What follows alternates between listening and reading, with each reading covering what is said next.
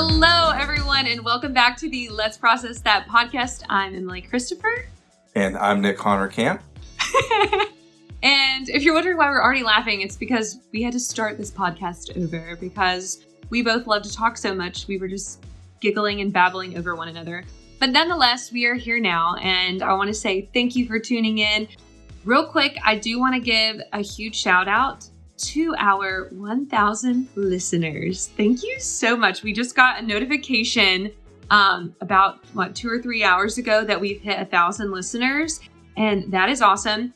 I also get a breakdown of where people listen all over the world. So shout out to everybody in New Zealand and Australia. Shout out to everybody in California, New York, Nashville, Atlanta, Waynesville, Virginia Beach, Norfolk, everywhere. It's just really cool to look at a map and I'm like, who the heck knows me in such and such Wisconsin? But you're listening. And I think that's awesome because we really are, we're starting out fresh and new. So it's really cool that people are tuning in and listening. So thank you guys so much. Wonderful job. Oh, wonderful job to you. And one more thing. If you are listening and you're enjoying the podcast, we would love if you would hit the subscribe button or download button wherever you're listening, whether that's Spotify, Apple Podcasts, iHeartRadio, YouTube, etc., etc. Make sure that you go ahead and do that. That would be awesome. And another thing that really helps us out and helps new people discover our podcast is by leaving a review. Again, on whatever platform that you may stream or listen to, go ahead and leave us a 5-star review. Just tell everybody you're having a great time tuning in every week to the Let's Process That podcast. Woo. All right. So without further ado, we're going to jump right on in to this week. I have my coffee in my cat mug. Nick, what do you have? I have my Asheville Tourist baseball mug. And there we go. We're repping cats and Asheville Tourist baseball, baby. And what's been really cool is we threw it out into the ether that we were taking requests on topics. And we've also opened up a Q&A, which is, I know, a dangerous thing sometimes, but we're dangerous people. So we're going to do it. This Q&A is open for if you have a topic or a question that you're interested in and you want to throw it our way. And we will be offering advice, shockingly so, with the disclaimer that we are not professional therapists or doctors. Disclaimer. Yeah, disclaimer. But we are two people who have a lot of background in human behavior. People. So yes. We're happy to address some things and they will be anonymous. So that's fun and dandy. So with that being said, something that was brought up to us was the topic of conflict resolution, which is something we all get the joy of doing from time to time. And so I'm going to just toss it to Nick. He said, I'm going to give you a question. And I'm already like, okay, I have no idea what he's going to say. And that's the fun thing. We do our research on our topics and then we just let the winds or the river run wherever it may be. So here we go, Nick. I'm tossing it to you. Yeah, I like that. We both research and both come to the table with some ideas, but we let the interaction dictate where things go. Neither one of us are trying to prove a point or establish anything whatsoever. So here's my question for you. You said that we want to talk about conflict resolution. But my question to you is, how many people out there don't resolve conflict and avoid it because they just don't like the trouble of trying to resolve something? What percentage of people do you think really do avoid conflict at all costs? At all costs? Yeah. I would say 30, 40%. I would go a little bit lower, but Okay. I had people who wouldn't go to a marriage retreat because it'd kill their marriage. It would just, they would have to talk about real stuff. And so they just, they got along. And, I knew a woman who was married to a man who dictated how she wore her hair and what clothes that she wore. And when he died, she showed up at the funeral with her hair all cut off and wearing makeup and stuff. And I was like, girl, why didn't you fight this fight, 20 years ago? And there's a lot of people out there that don't like conflict. and will avoid it at all costs. And so I guess that was the first question I had. Do people really want to resolve stuff, or do they try to get around it? Now, I'd agree with you that 30 to 40% of people probably, if given an easy way to get out of a conflict, they'll take it. But there's 10% that will give you whatever you want. Just please go away and don't bring any more anxiety into my world. I can't imagine. I can't either. So can I start by telling a little story?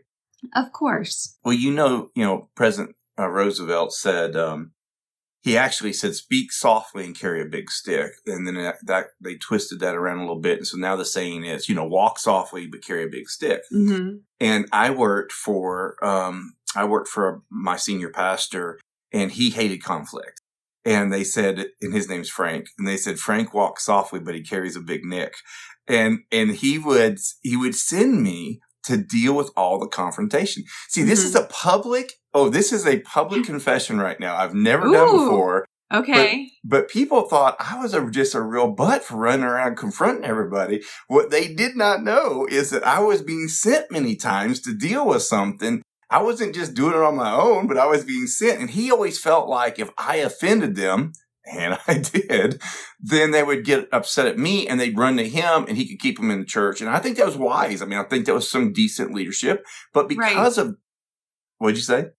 I said, right. I'm seeing like his reasoning. Like you could come in with a hook, and then if it was too harsh, it's like, let me just kind of ease this out. I still think it was a good idea because I was better at confrontation than he was. It's something to be dealt with. He would say, hey, can you just handle that? Go take care of that. If I didn't handle it well, they had recourse. If they were offended at him, they didn't have any recourse, and they had to leave, or they had to be mad all the time. But because of that, I became pretty good at conflict and pretty good at dealing with hard situations. I don't enjoy conflict, but if I have to have one, I don't shy away from it in any way. And I've learned some tricks. I've learned some tools about how to deal with conflict and how to bring some resolution just by practice. And so just wanted to, Frank walked softly, but he carried a big nick. I've never confessed that publicly before. I love it. No, that's great. Yeah. And it's interesting what people will tolerate to keep the peace. Yep. And it's definitely a trauma response. Absolutely. It's like the woman you're mentioning. I don't know the depths of her relationship, but there was clearly something there that was holding her back from being her true self. And so that level of shying away from conflict resolution is definitely, I would say, a trauma response, which is crazy. And I wonder how many people are operating in that, like cannot be them full selves because they won't or can't address something. So yeah, just interesting as you're sharing that. I'm like, wow. That's wild how much that impacts our lives.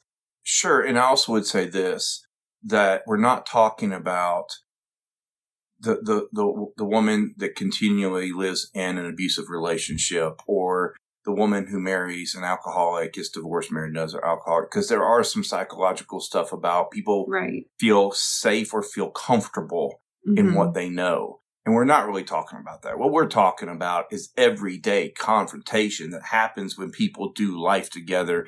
And you and I have a lot of experience in the people world and having to get along and figure things out. And so we've learned a couple of things about conflict.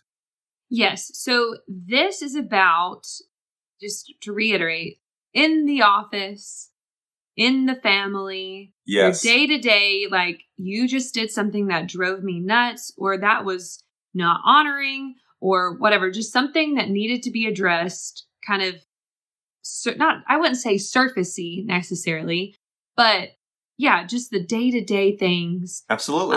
That we need to address. So what do you got for us? Well, I'm going to throw out some ideas. I mean, I've tried some things that sort of work for me, but they don't work in all circumstances because everyone's different. And not everybody wants a win-win. Some people want to blow you up. Their whole goal is, we're not going to find a satisfactory solution to this problem. You're going to pay for your part in this. And so you can only do so much with that. But I go into every confrontation. I know if somebody's mad at me, I'm mad at them. They failed expectations. I failed their expectations.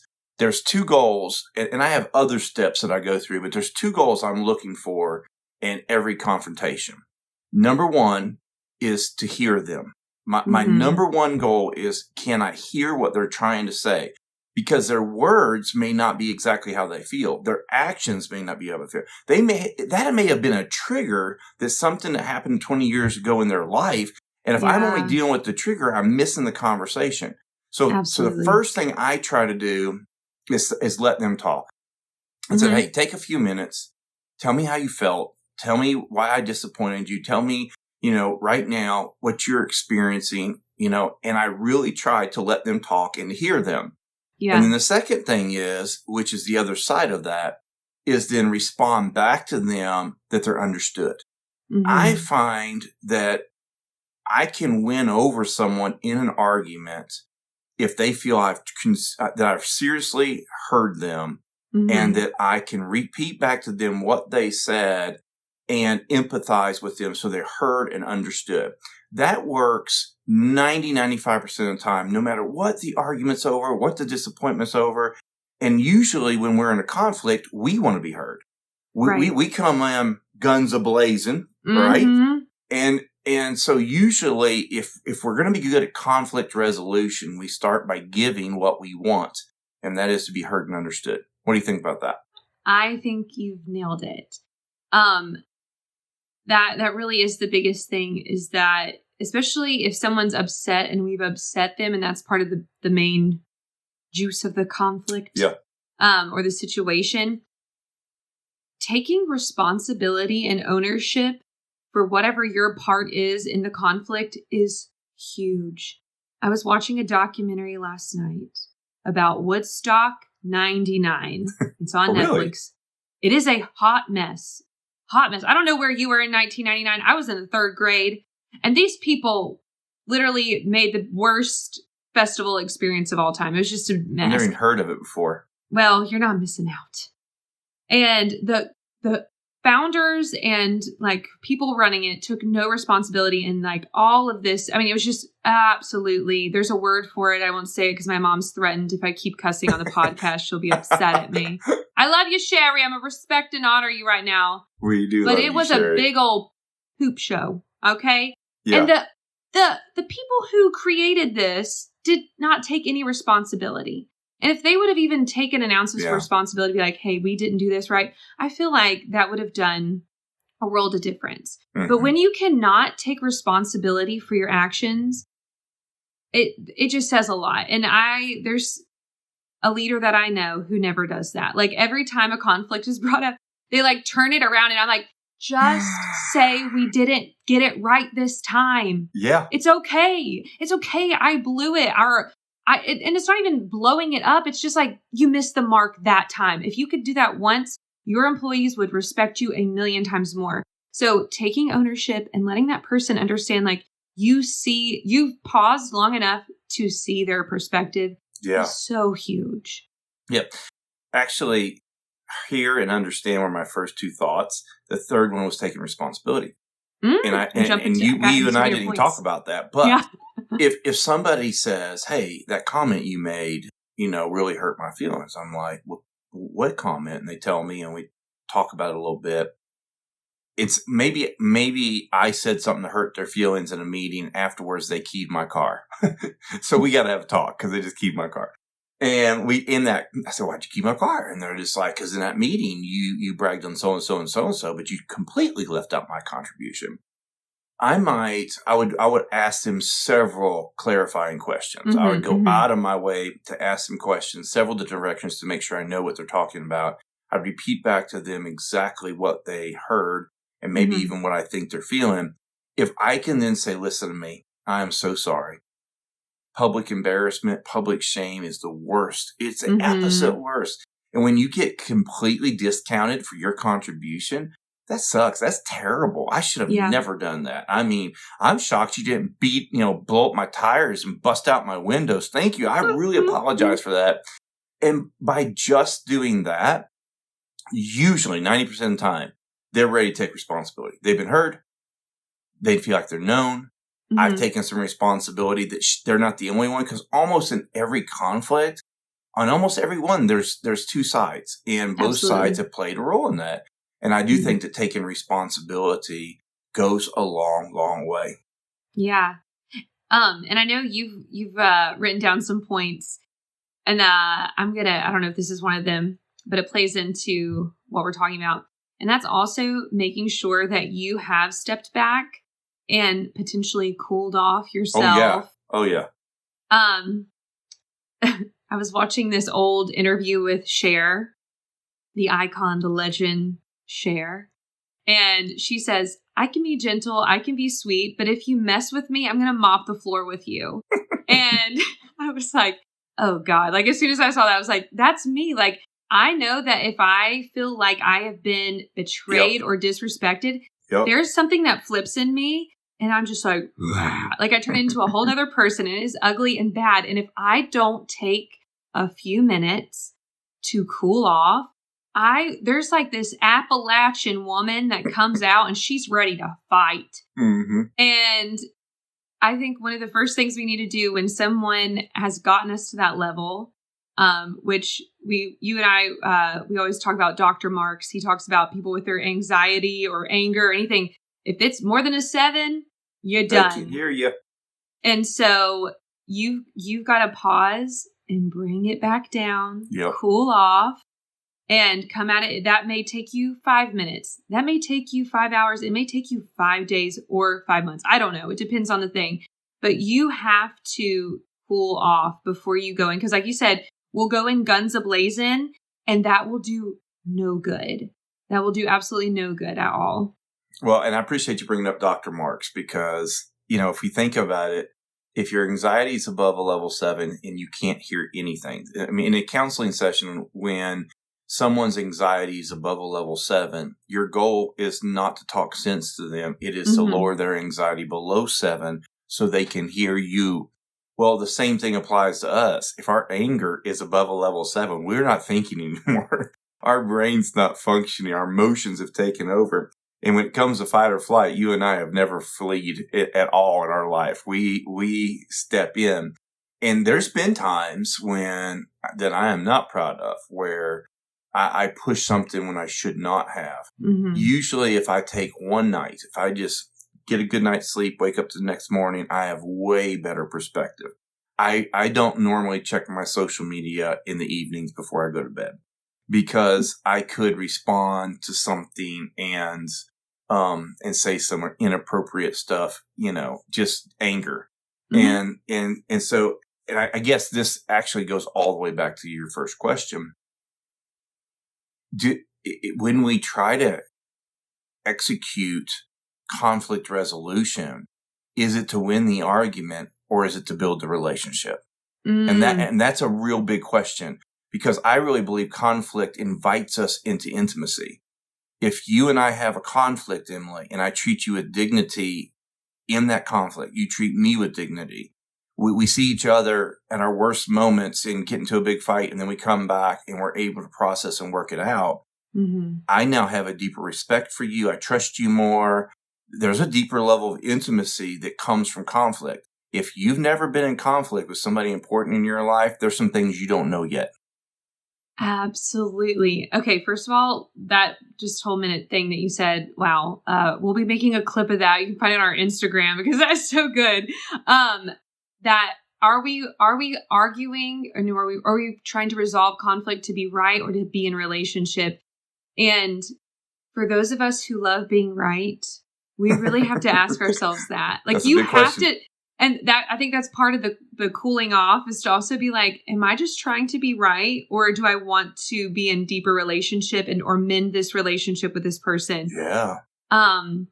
And those take some self-awareness to answer those things. And I also find that if we can go at conflict without,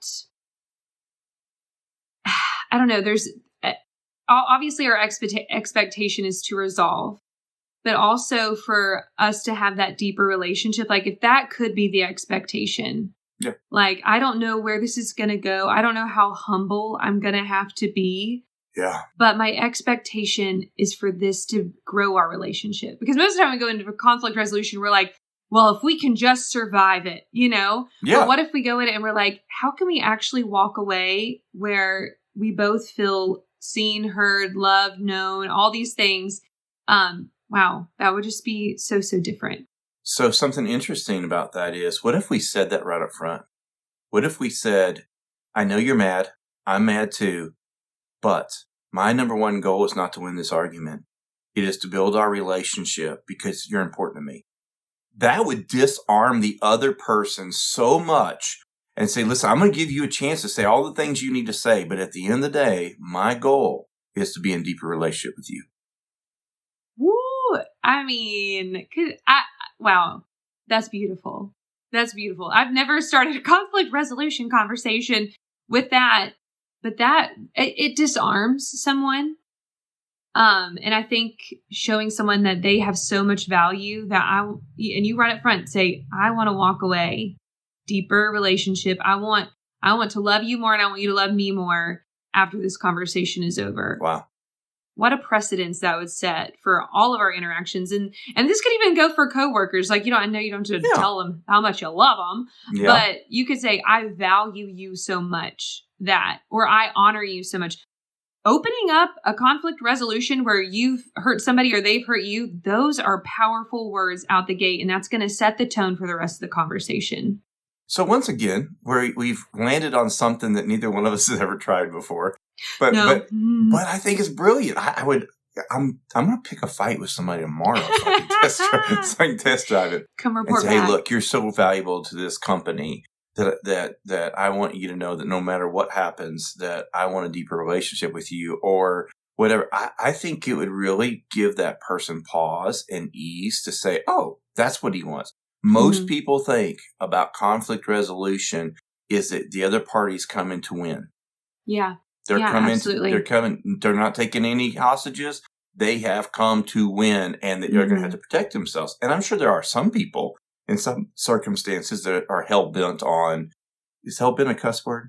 No, don't worry. I know Sherry thinks darn is, so I need to stay away from that. Okay. Hell-bent. Yeah.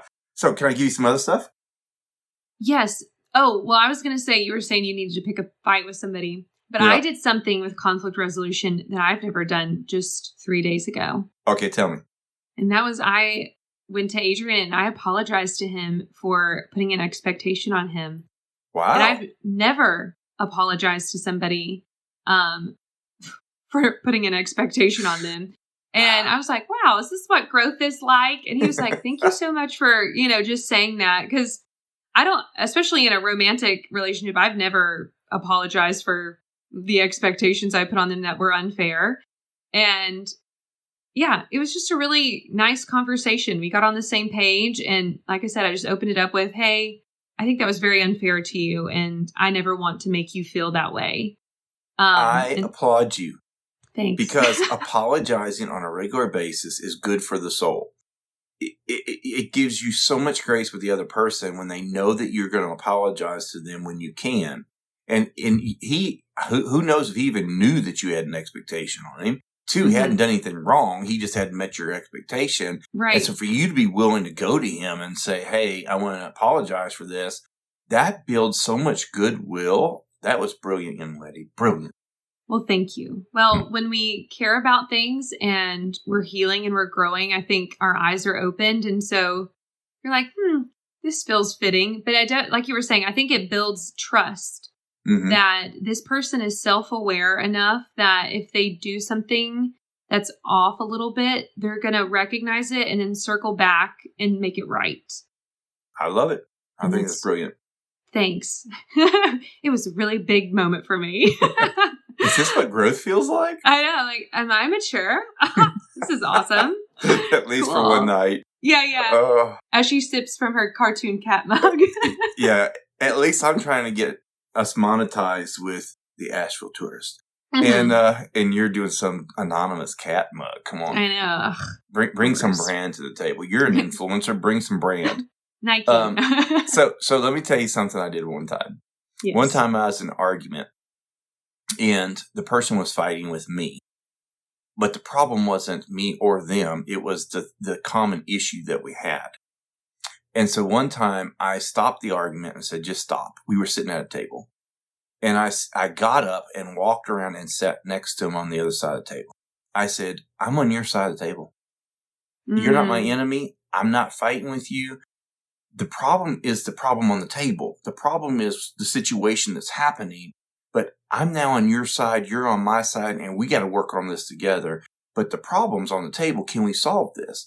I literally did it. It wasn't symbolic. I got up and did it. When it was done, I was like, where'd that come from? That was actually brilliant because it said to the person, I'm not saying you're the problem and you need to change. I'm on your side. So how can we work on this together so that we can get a win-win?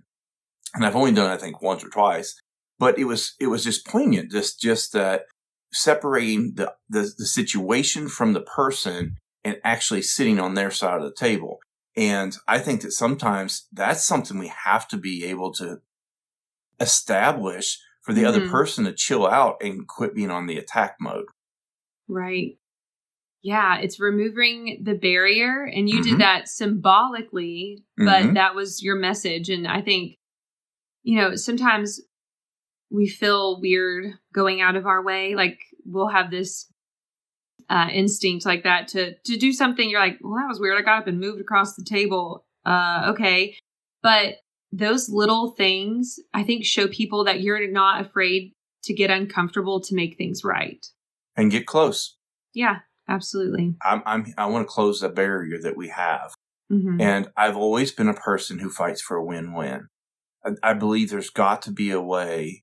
By the way, in business, I've seen this done before where two business partners love the business, but just were not good business partners. They had a falling out. It didn't work.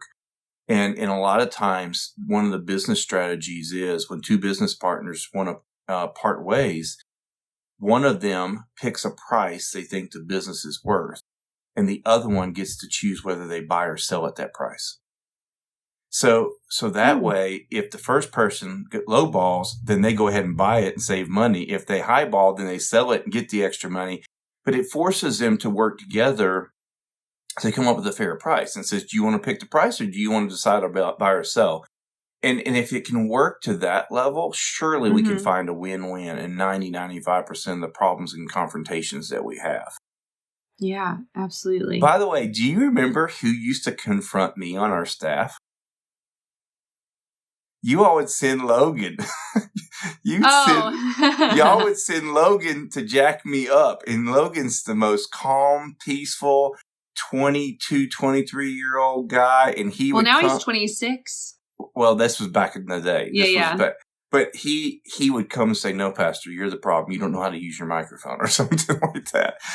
Oh, yeah. Well, and again, it goes back to setting the tone for the conversation. And Great tone. We knew Logan was just going to be like, here's the facts. There's no emotion. This is not emotional. This is just a fact.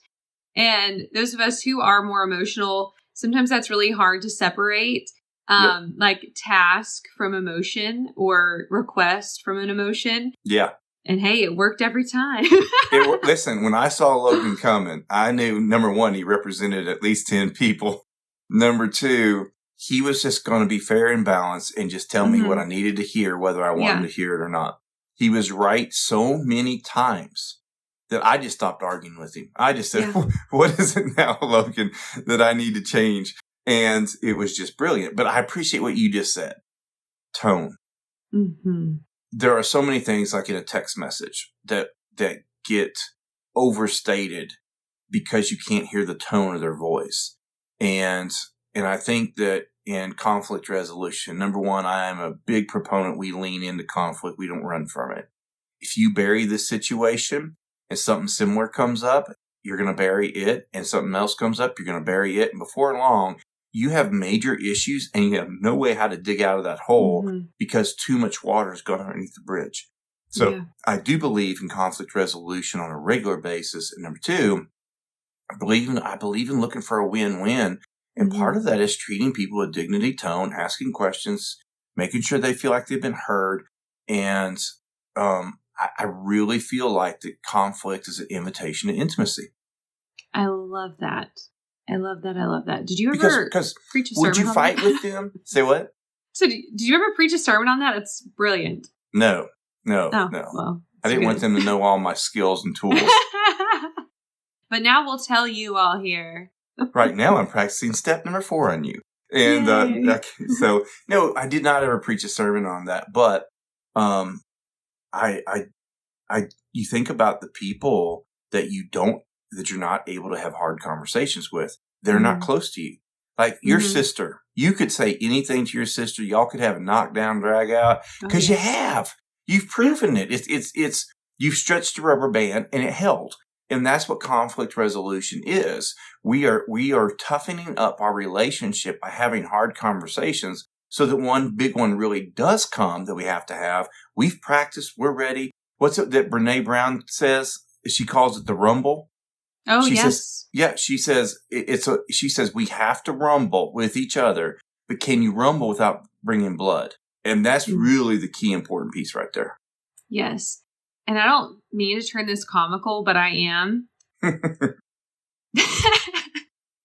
So when you mentioned my sister, for those of you who don't know, I have a younger sister. Her name is Abigail. We are almost, it's like 4.5 years, 5 years age difference.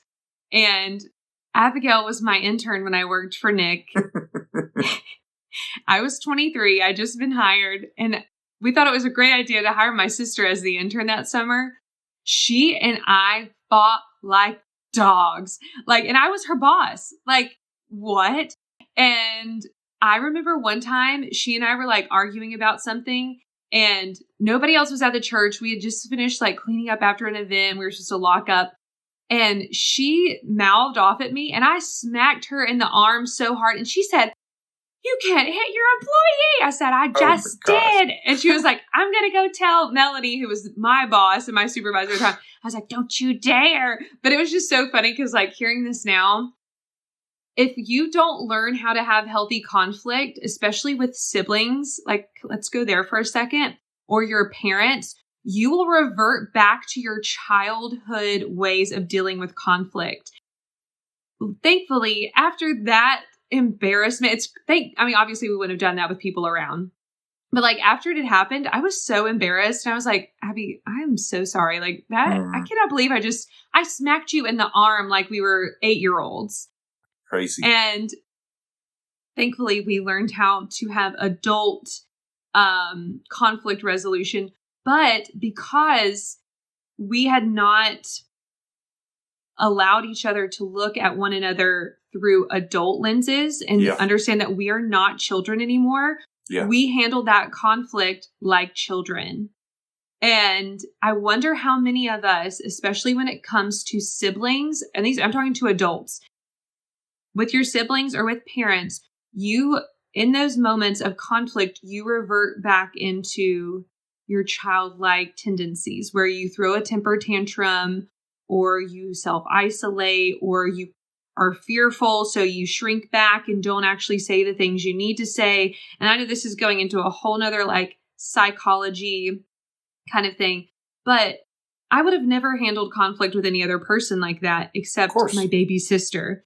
Yep. So it's just interesting to think about, is there anyone in our world that we are not using healthy conflict resolution because we are operating out of an unhealed place, especially from a childhood wound or a wound from a decade ago?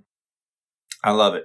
So I'm going to piggyback off of that with something Peter Scazzaro said about growing up emotionally. He said something like, there are people who've been in the church 20 years. They're not 20-year-old Christians. They're 1-year-old Christian who've had the same experience for 20 years because they've not grown. I will use that for marriage. There are some people who've been married for 20 years and they've not got a 20-year marriage. They got a 1-year-old marriage that they've done 20 times. Ooh. It has not grown. It has not matured. They don't know how to fight. When I would do marriage counseling, we would draw up some rules for a fair fight. And we say, is it okay to raise your voice? If you're Italian, the answer is yes. Is it okay for you to throw things? If you're Greek, probably yes. Is it okay to call each other names? Is it okay to hit one another? Is it okay to whatever, to leave the house and be gone for 2 days and not come back? And we would draw up rules for a fair fight. And then if one of the parties crossed their own boundaries that they agreed to, they had to immediately go get counseling. It was just like, if you don't know how to fight with each other, if you set your own boundaries for fighting and one of you breaks them, then you have to immediately go get an outside person to come in and help. And I'm convinced most couples have a 1-year-old marriage and they've just been doing it over and over again. I don't know that a ton of marriages really keep doing the hard work to keep growing.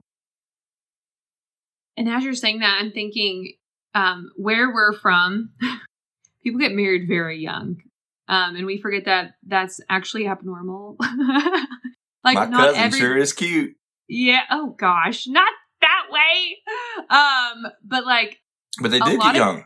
They get married. I mean, I was when I was let's see, how old was I?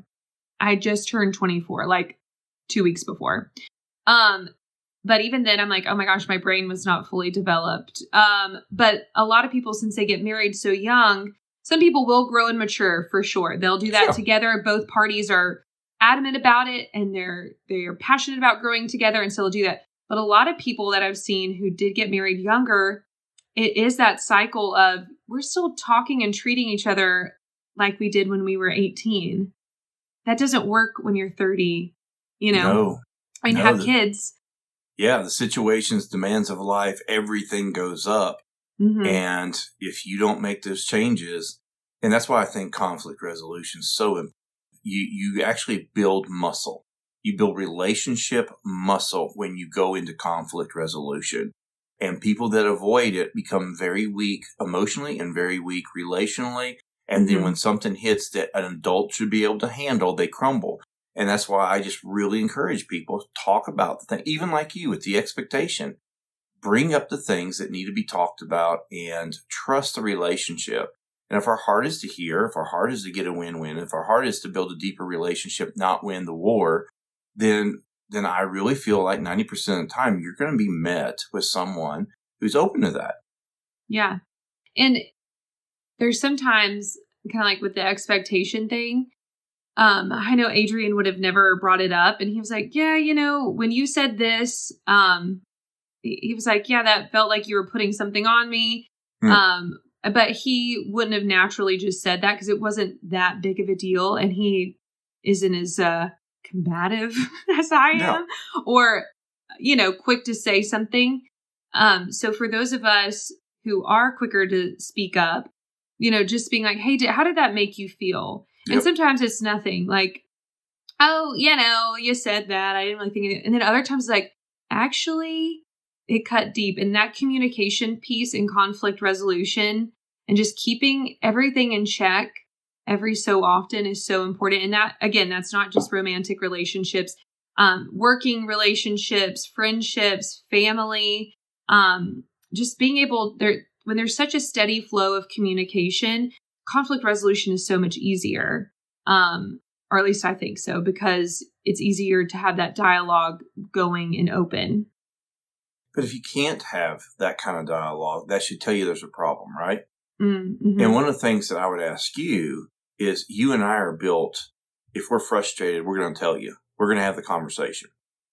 How do you make someone who's not comfortable with confrontation, how do you, as the person who's comfortable with it, invite it and say, hey, I've noticed in the last 3 days you were ever since that party the other night, you've been a little distant. Mm-hmm. Is there something going on that we need to talk about? How would you make, this podcast is not about Adrian, but my question, how do you make Adrian feel more comfortable expressing his disappointment some?